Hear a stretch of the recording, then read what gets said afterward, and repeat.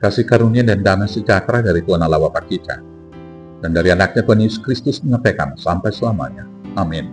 Selamat pagi Bapak Ibu Saudaraku. Mari kita memuliakan Tuhan dengan semua aktivitas yang baik dipandu firman Tuhan dari Efesus 4 ayat 22. Tapi saya akan baca ayat 21 sampai dengan ayat 24, demikian firman Tuhan. Karena kamu telah mendengar tentang Dia dan menerima pengajaran di dalam Dia, menurut kebenaran yang nyata di dalam Yesus, yaitu bahwa kamu berhubung dengan kehidupan kamu yang dahulu harus menanggalkan manusia lama yang menemui kebinasaannya oleh nafsunya yang menyesatkan, supaya kamu dibaharui di dalam roh dan pikiranmu dan mengenakan manusia baru yang telah diciptakan menurut kehendak Allah di dalam kebenaran dan kekudusan yang sesungguhnya. Demikianlah firman Tuhan.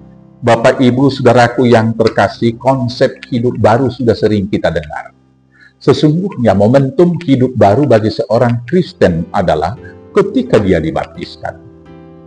Karena ketika dia dibaptiskan, Paulus menjelaskan, tubuh lama telah dikubur mati bersama dengan Yesus dan seluruh hawa nafsunya.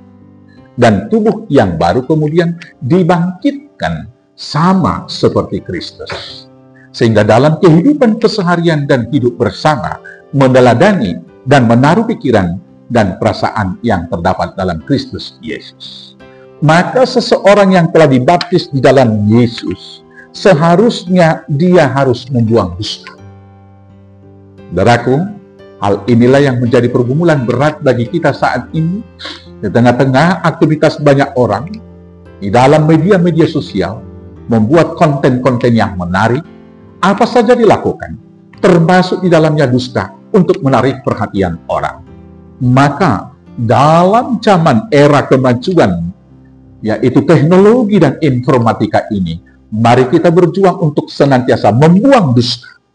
Yang kemudian, yang kedua, yaitu tidak dendam. Di dalam ayat 26 di sana dikatakan, apabila kamu menjadi marah, janganlah matahari terbenam sebelum padam amarahmu. Dendam tidak akan pernah membuat kita sejahtera. Karena orang pendendam tidak pernah berdamai dengan diri sendiri dan berdamai dengan keadaan. Dia akan susah melihat orang lain senang.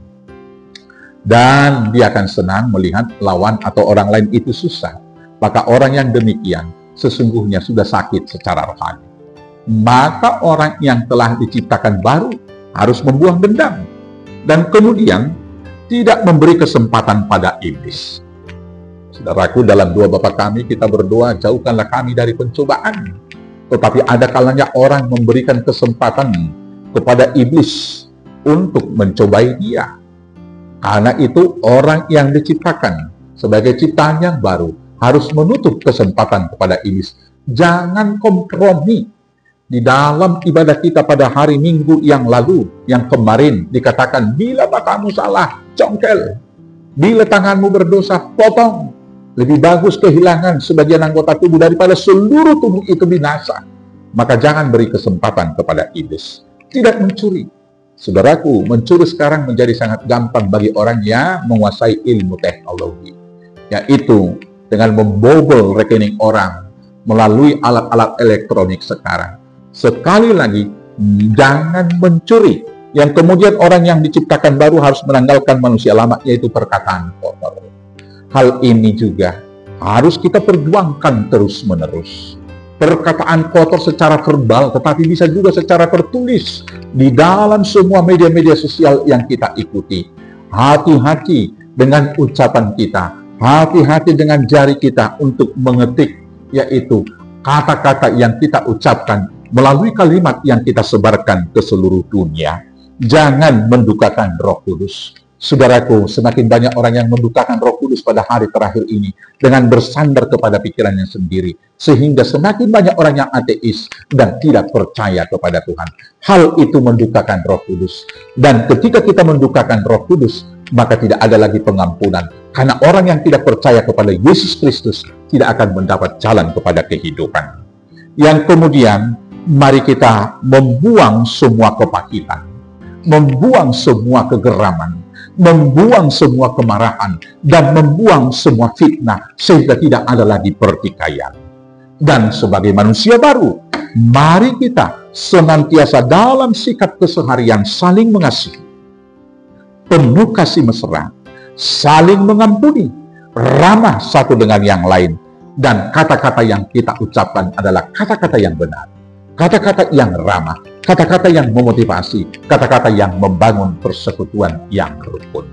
Maka sekarang, saudaraku, sebagai ciptaan baru, marilah kita menaruh pikiran dan perasaan yang terdapat dalam Kristus Yesus. Tuhan Yesus memberkati. Amin. Kita bersatu dalam doa. Terima kasih Bapa yang baik.